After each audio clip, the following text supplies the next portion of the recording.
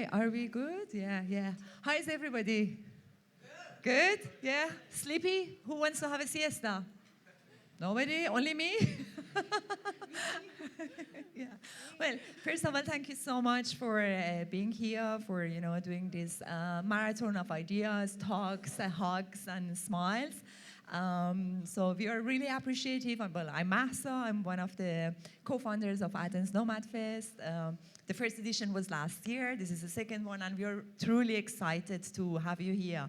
It's really a pleasure. Thanks for coming, for supporting, and for taking this step, taking this decision to come and see what's going on. And hopefully you go back home, with a head full of ideas.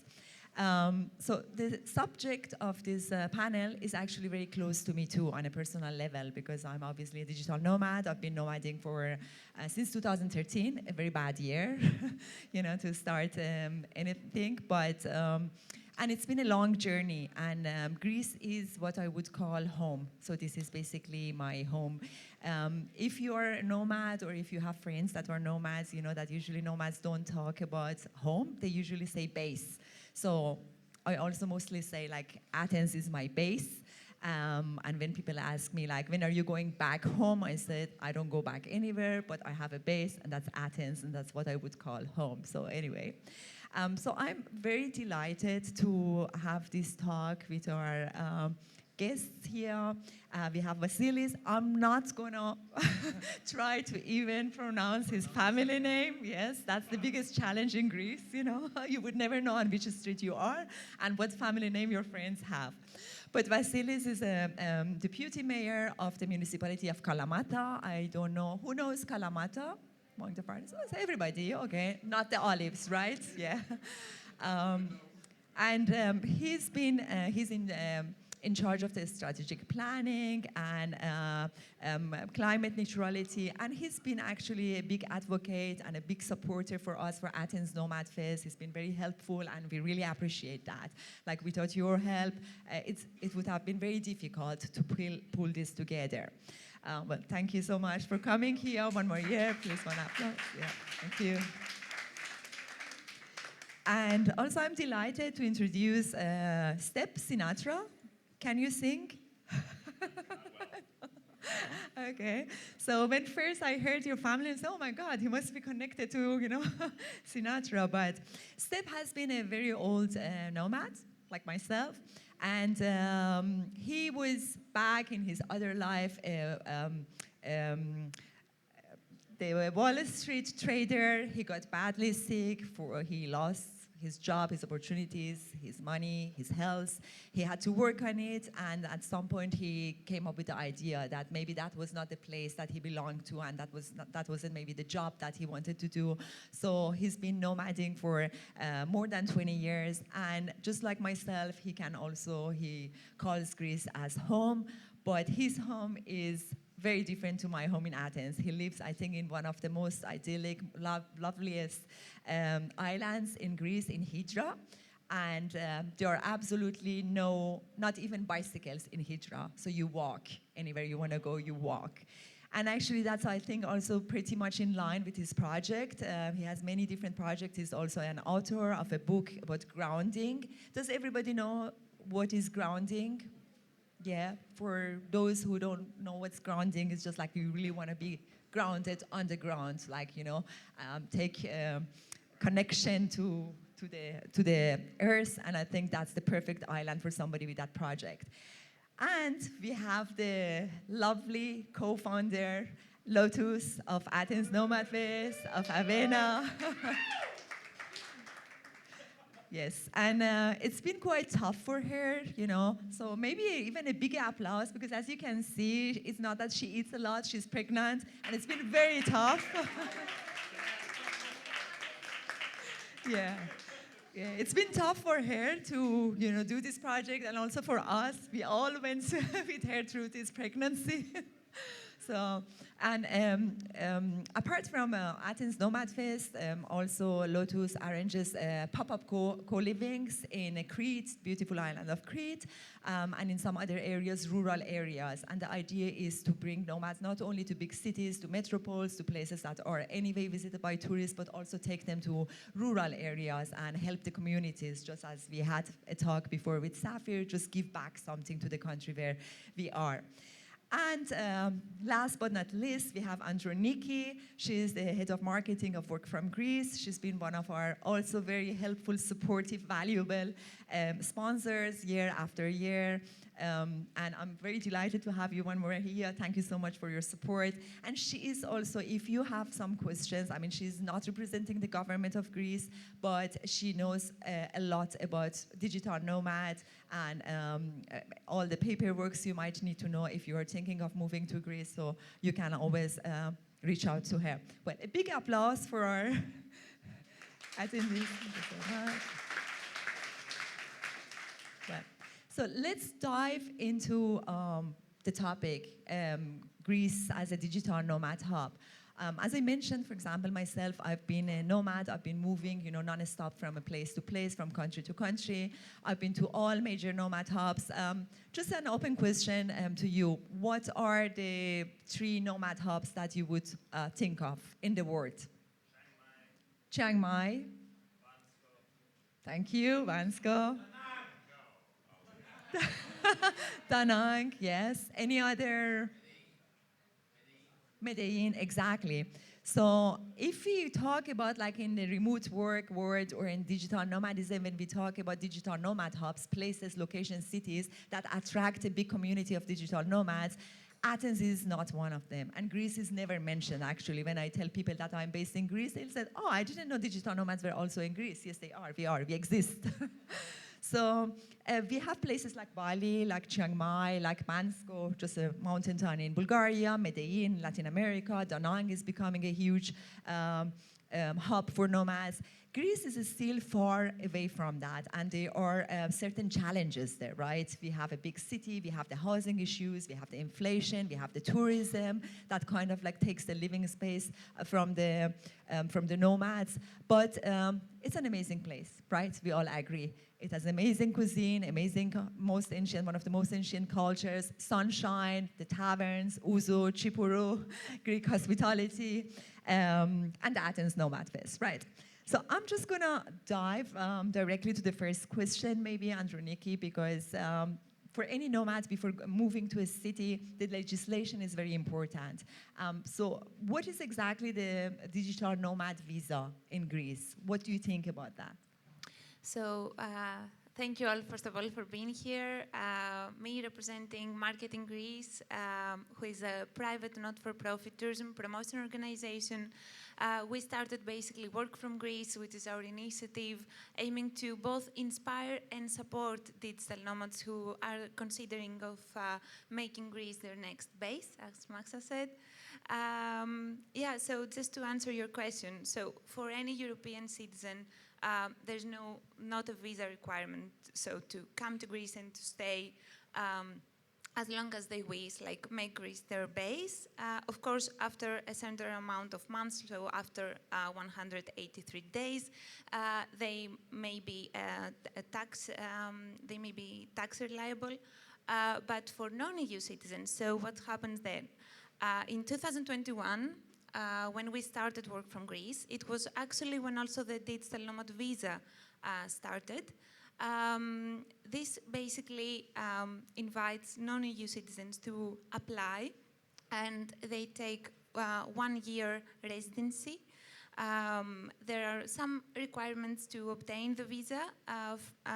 There's a 3,500 net income requirement. You need to prove that you won't be employed in Greece and you won't perform any activity in Greece directly. You can be a freelancer, a business owner, and basically you can stay for 1 year, extend your stay here for 2 more years through a digital nomad residence permit, and this can be also renewed for 2 years and 2 years, and then you can eventually, if you wish, we would be very happy to stay here permanently, have your residency here. So on this case, on the last case that someone decides to actually move their tax residency here, there are also some incentives to do that, like a 50% cut on income tax for the first 7 years. So this is like, to give you a short introduction, the application process, if you are not in Greece, can be done through the Greek consular authorities abroad. It can be done through email, so you don't have necessarily to go there in person.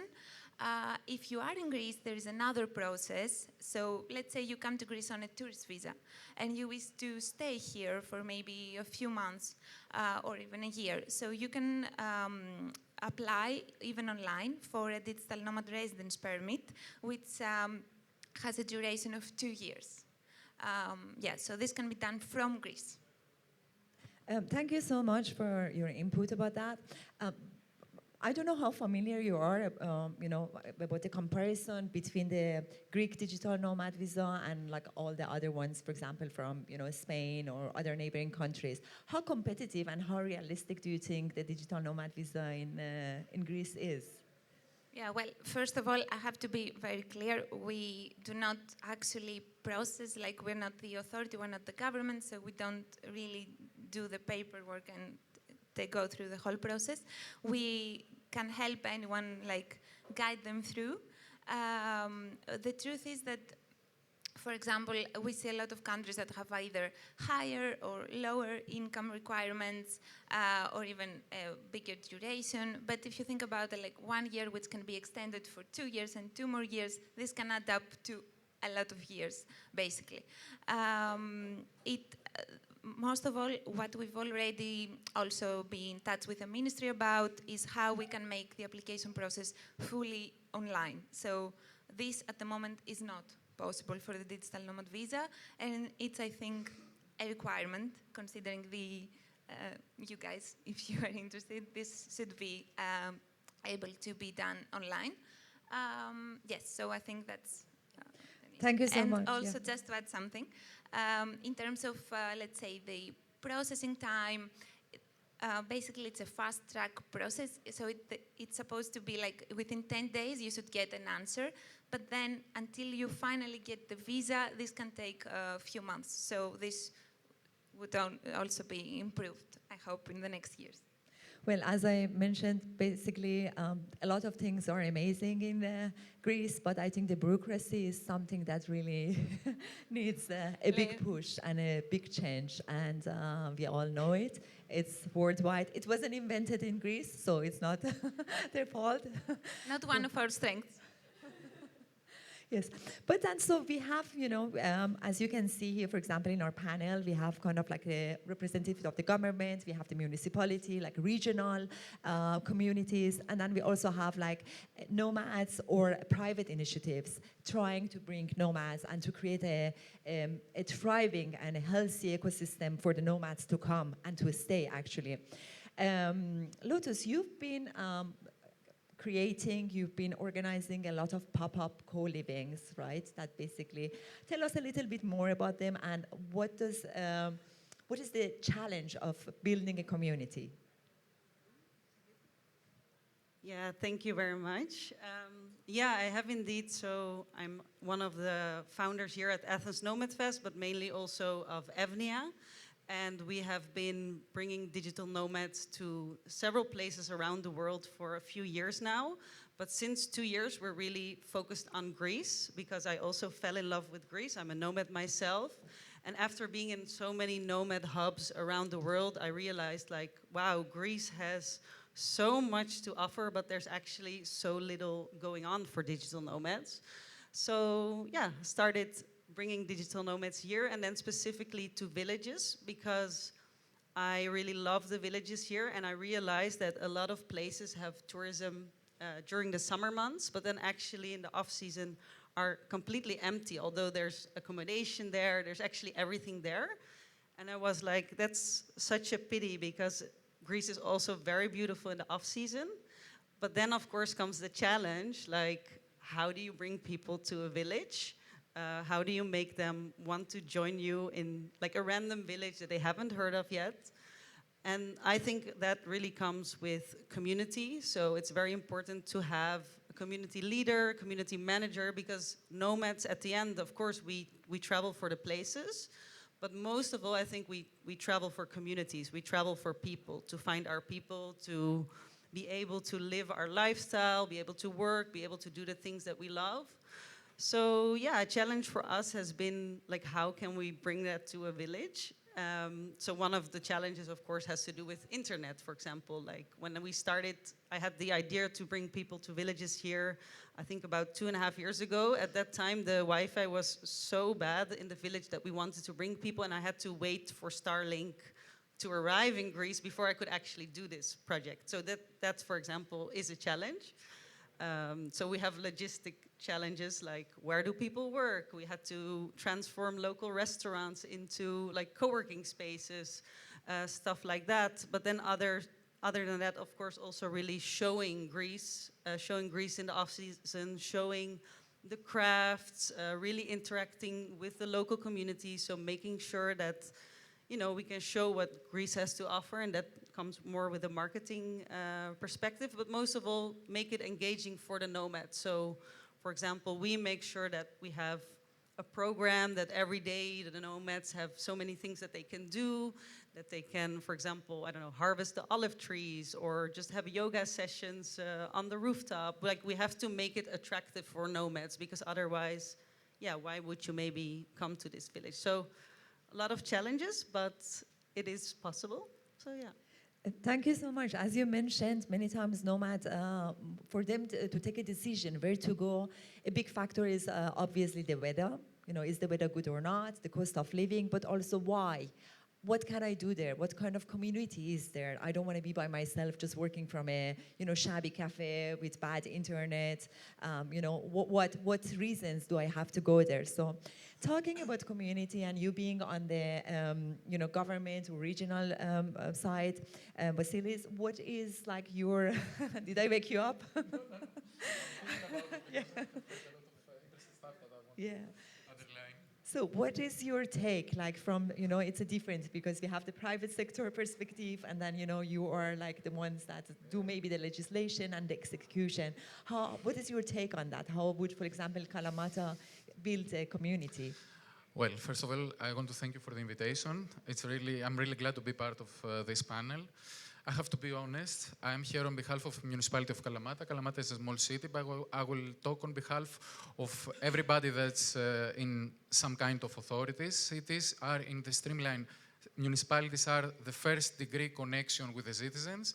That means that we hear a lot of complaints, a lot of bad things that perhaps it's not our own responsibility, but we need to resolve them. And even slightly resolutions can be a big part of our hopeful experience in municipality. That's the one stuff. The other stuff is that a few months ago, as you said before, and the others underlined, also we have some very good private initiatives. We're glad in Kalamata that we have FAO's community. FAO's is a private initiative, but also it connects very good digital nomads through the area of Kalamata and the surrounding area. Even Nelly told me that right now she's working on creating an alliance, a network in the whole Peloponnese of spots like that. It's really, really very good. So I met a few months ago Anne, a software developer from Berlin, and I asked her what was her experience in Kalamata, being a digital nomad.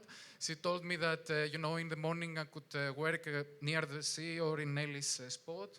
In the afternoon I could go swimming, I could taste the Mediterranean cuisine, I can go cycling or hiking in my Taigetos mountain, and the evening she was connected with a local dance club, and she met a lot of people and created memories. And that's what I want to underline, because digital nomads in Greece, and in particular in Kalamata, there are not 2-week tourists, they are permanent citizens. And we need to see that, because we need to shape the experience that they have, even if the experience is not very good. To be honest as well, being a digital nomad in Greece or in Kalamata, that means that also you will have an experience with a nightmarish bureaucratic process in almost everywhere.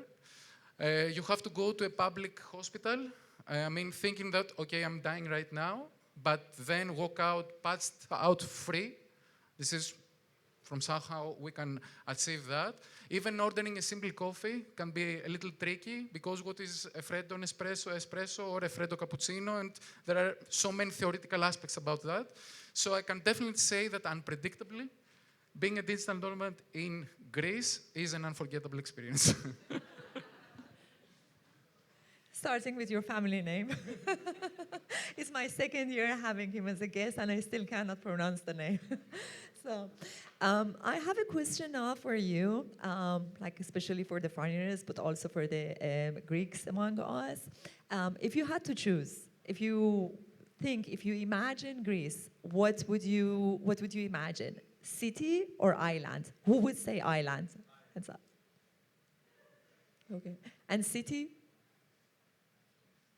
Okay, like more and villages.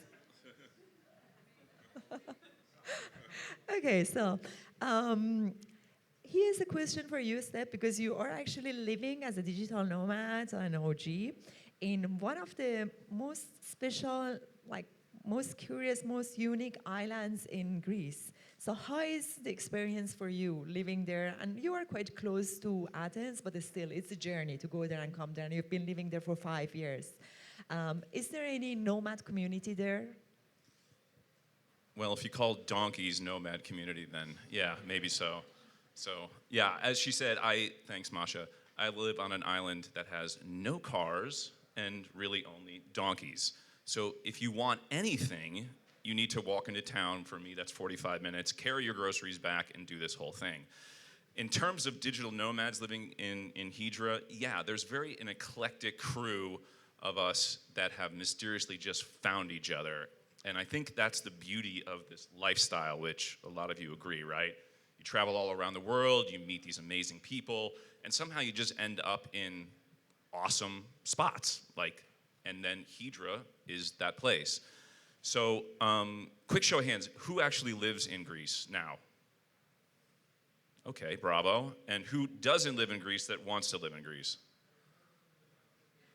All right, good.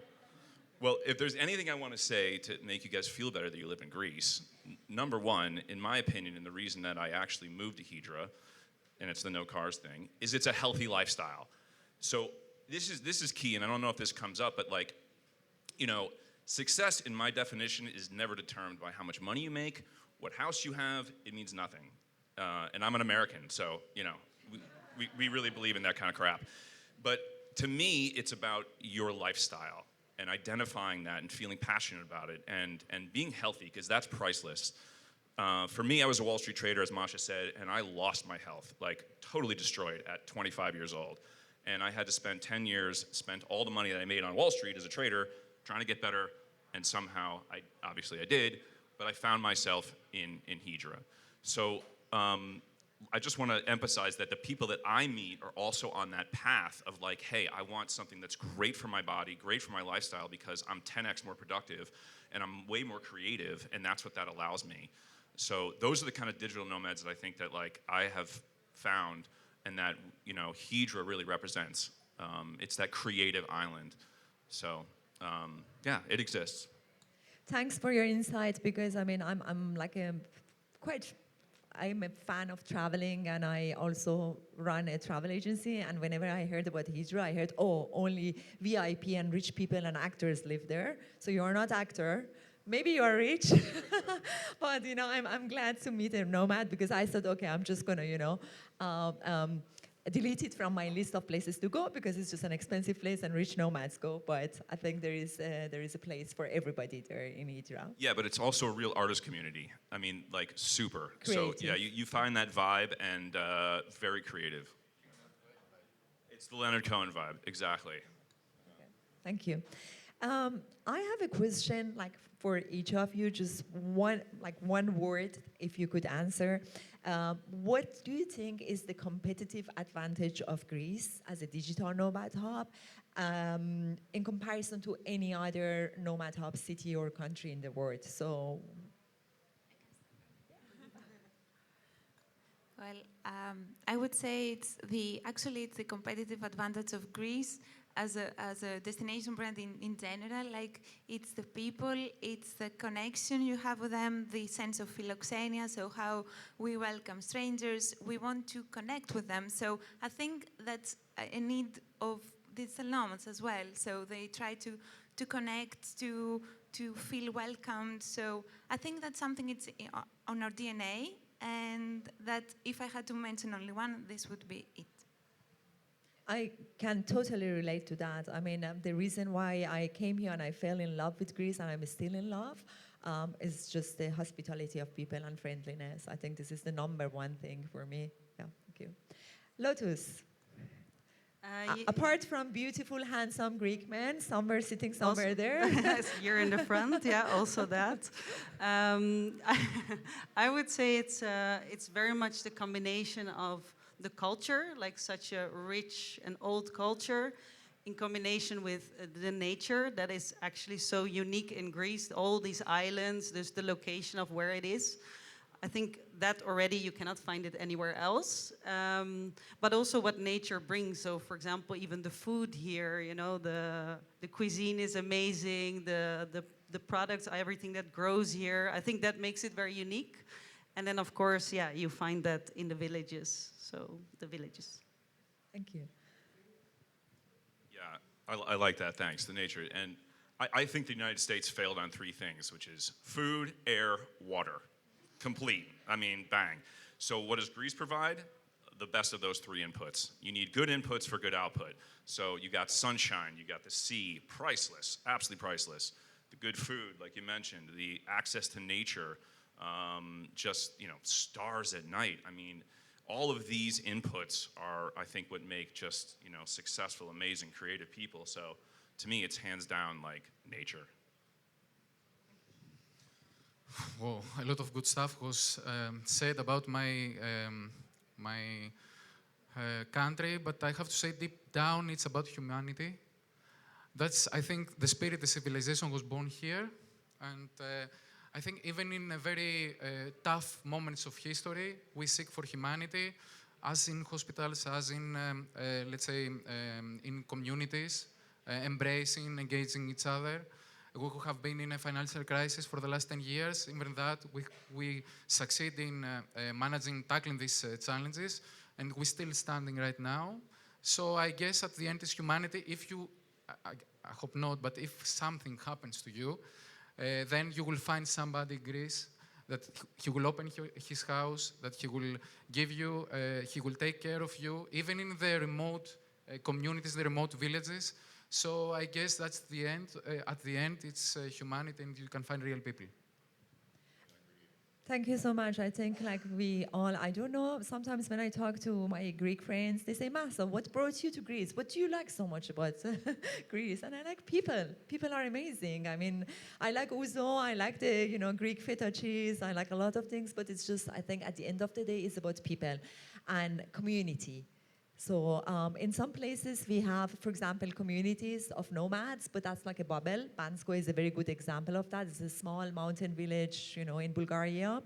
The community is great, but there is no interaction with locals, very little as till now. Hopefully it's going to change. But in Athens or in Greece, I think the moment you come, you're surrounded by these warmth, and that's really something that many countries, many cities, to attract people, they could really focus on that. Make it a very hospitable, welcoming space for foreigners.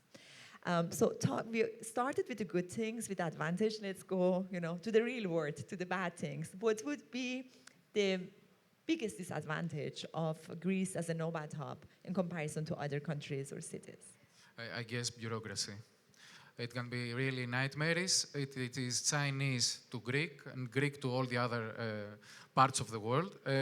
I know that we can do a lot of stuff in this direction. Marketing Greece is also doing a marvelous job. I hope at the end we will succeed in creating a more friendly process for digital nomads, for tourists. Actually, even for citizens of our city, it's very, very difficult to cope with some of these challenges. So I guess bureaucracy is the main problem.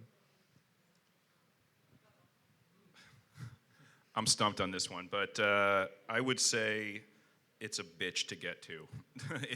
Like, it's just tough, like, even getting to my island sometimes, or if you got to get off the island and there's crazy wind or there's waves and you got an emergency, like I broke my hand.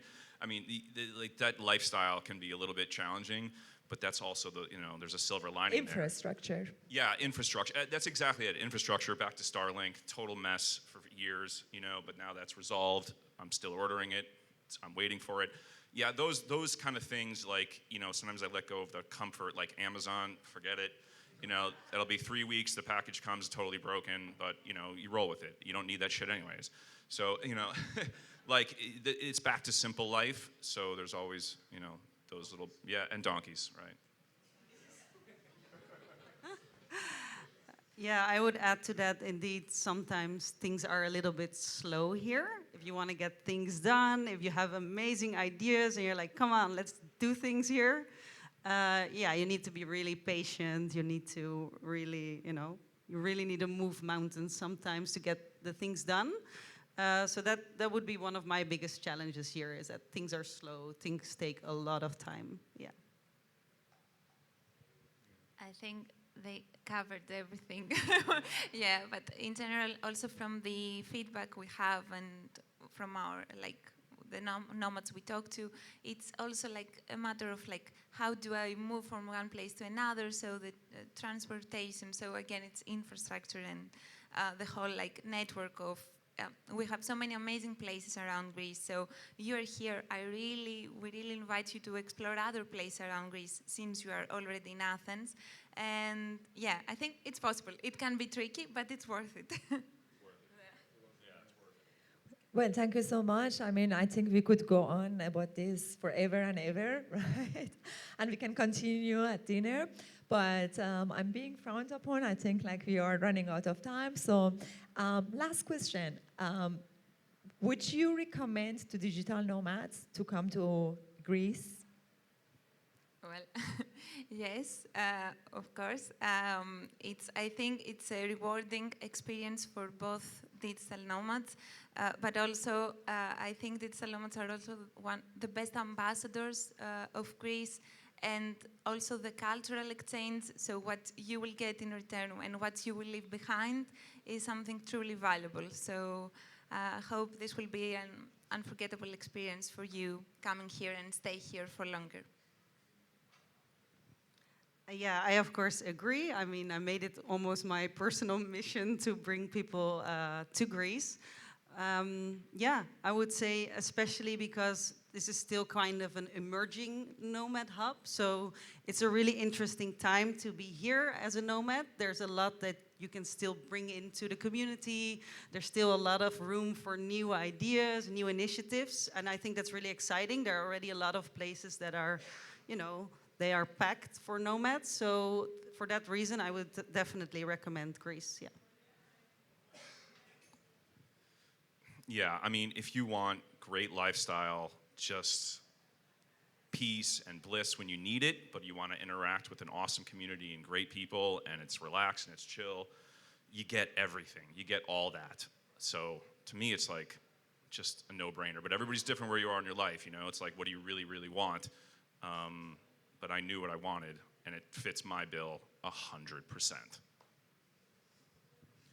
Well, it definitely depends on what you really want. But even if you don't know what you really want, especially in Greece and especially in Kalamata, you can find, as you asked before, sea like an island, mountain like Taygetos, and small communities, villages like the communities of Taygetos. So in, let's say, a nutshell, you can find almost everything.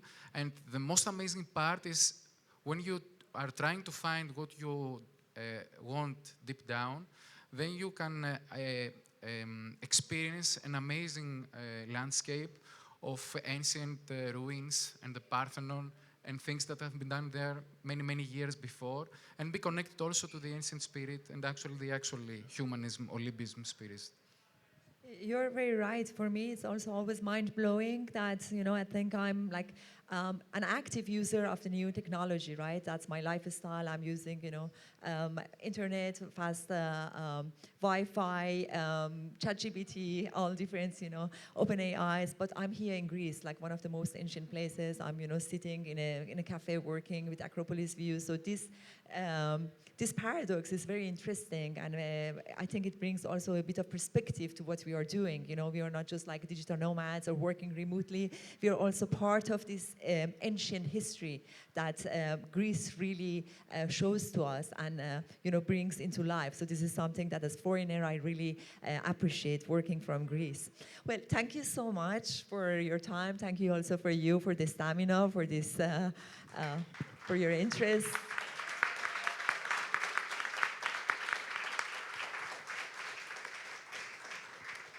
And I just have, I would like to ask you, to be the best ambassador you can be for Greece. Whether or not you're a Greek or a foreigner, we really want to be ambassador and make it like very easy and accessible and inviting for foreigners. It shouldn't be only Greece, it should be everywhere, but I mean, we have it here in this country, and I think we should use this human parameter that we have like in abundance in Greece. So let's make this happen and bring more people here. Thank you so much.